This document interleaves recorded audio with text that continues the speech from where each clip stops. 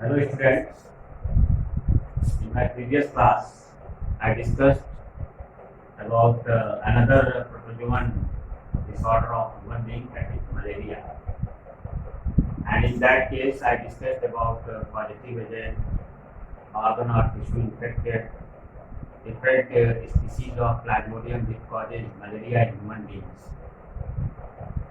So in my this lecture I am going to explain you that the malarial parasite Plasmodium, this parasite in its life cycle, it has two stages.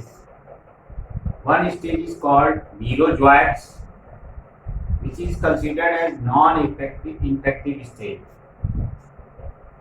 But when these merozoites develop into another stage, which is known as sporozoites, so when Plasmodium or Plasmodia develop from merozoites into sporozoites, they become infective.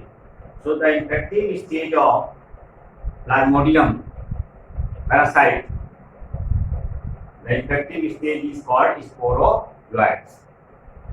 In sporozoites stage only, the Plasmodium parasite causes malarial infection in human beings.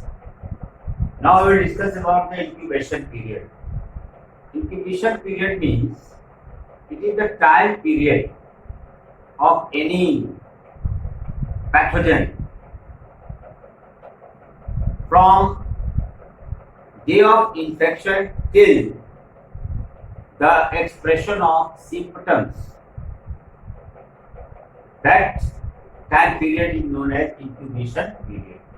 Means incubation period is that particular time which is counted from the day of infection till appearance of the symptoms of the infection. That is called incubation period. So incubation period of Plasmodium, that varies from species to species, such as in case of Plasmodium falciparum, the incubation period is considered between 8 to 12 days. That is the incubation period for Plasmodium falciparum species. And another Plasmodium species, Plasmodium vivax, the incubation period is the symptoms does not appear till 8 to 10 months of infection. So the incubation period for malarial parasite Plasmodium varies from species to species, that is 8 to 12 days in case of Plasmodium falciparum and 8 to 10 months in case of Plasmodium vivax. Here one thing you notice, students, that the two other species of Plasmodium, that is Plasmodium malariae and Plasmodium ovae, they are uncommon in case of human. Uncommon in case of human means they generally don't cause any severe malarial infection in human beings. They are considered that they infect the animals. And the malaria which is caused in animals, that is not transmitted to the human beings, neither the malaria caused in human beings is transmitted to the animals. That is the notable point you should know, that the two species of Plasmodium, that is Plasmodium malariae and Plasmodium ovae, are uncommon in case of human beings. Generally it is considered that they cause malaria in other group of animals. And one thing more, that the malaria which is caused in animals, they are not transmitted to human beings, nor the malaria caused in human beings are transmitted to the animals. Next comes the point, symptoms. That what are the symptoms of malaria? So generally two important symptoms I have, very specific symptoms I have written here. That is chills. Chills means ठंड लगना, means ठंड लग के बुखार आना. Chills and high fever, and the fever is so high that it reaches up to even 104 degree Fahrenheit. And one more case is there, that is recurring. Recurring means repeating.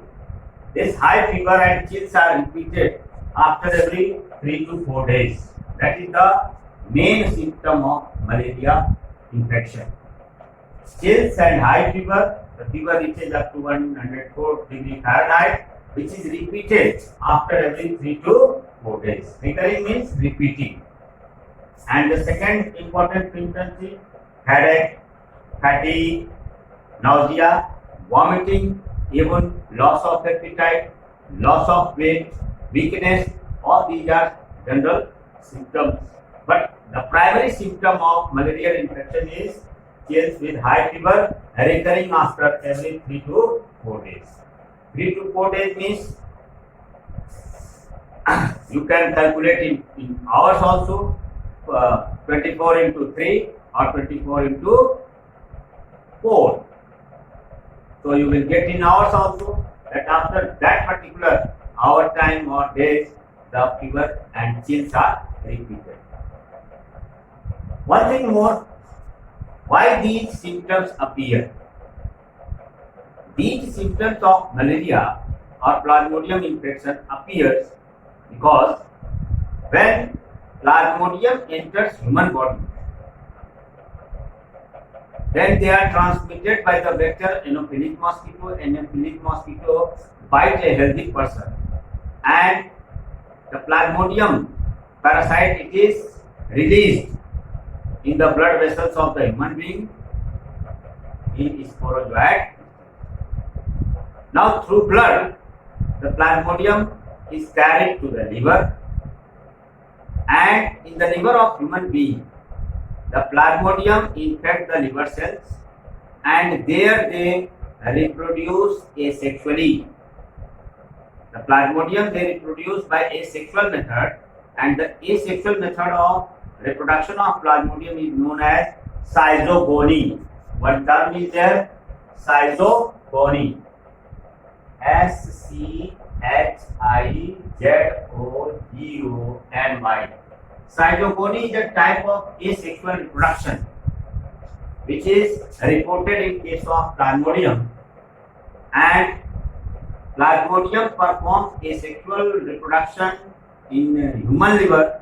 They infect the liver cells, and in the liver cells they perform asexual reproduction which is known as schizogony, and then they are released from the liver into the blood, and the blood coming from the liver carrying the Plasmodia, they now infect RBC cells. Their target is RBC cells, and you know that RBC cells, on the surface of RBC cells, hemoglobin is present. Now Plasmodia releases a toxic chemical which converts hemoglobin of blood into a toxic chemical called hemojuan, and due to production of hemojuan in the blood, the symptoms of malaria appear in the human beings. That when hemojuans are formed in the blood of the infected person, then these symptoms appear, that the person suffers from chills and high fever which is repeated after every 3 to 4 days. And after these symptoms, headache, fatigue, nausea, vomiting, loss of appetite, weakness, these are the secondary symptoms. But the primary symptom is chills and high fever. So that is the case of hemojuan. When Plasmodia enters the liver, they perform asexual reproduction which is known as schizogony, and from liver they are released in the blood again, and when they are released, means their number means they multiply in the liver by asexual method. Then they infect the RBC cells. Their target is RBC cells, and hemoglobin is present on the surface of RBC cells. That hemoglobin is converted into a toxic protein called hemojuan, and due to formation of hemojuan, the symptoms like chill and fever, they appear in the human body. That is the case of symptom due to formation of hemojuan. One more notable thing I am going to tell you, that generally the malaria which is caused by Plasmodium falciparum, it is called malignant malaria, because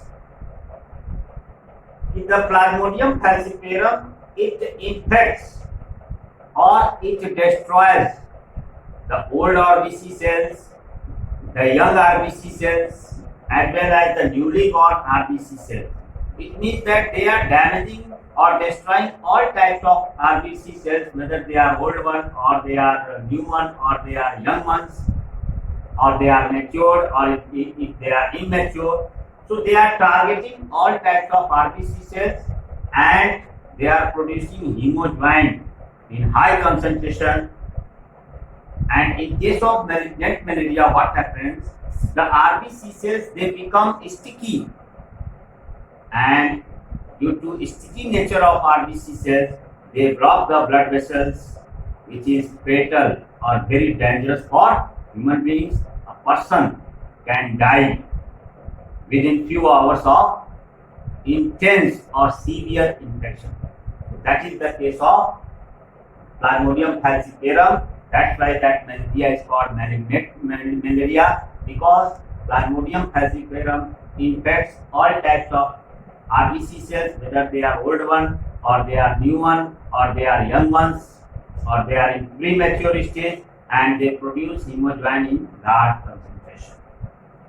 Whereas another Plasmodium species, Plasmodium vivax, they target generally the old RBC cells and they produce hemoglobin in less concentration, so it is not very fatal. So these can be treated if proper diagnosis is done. Okay, students, tomorrow I will discuss about the life cycle of Plasmodium, as well as I will discuss the prevention and control methods of malaria. Thank you.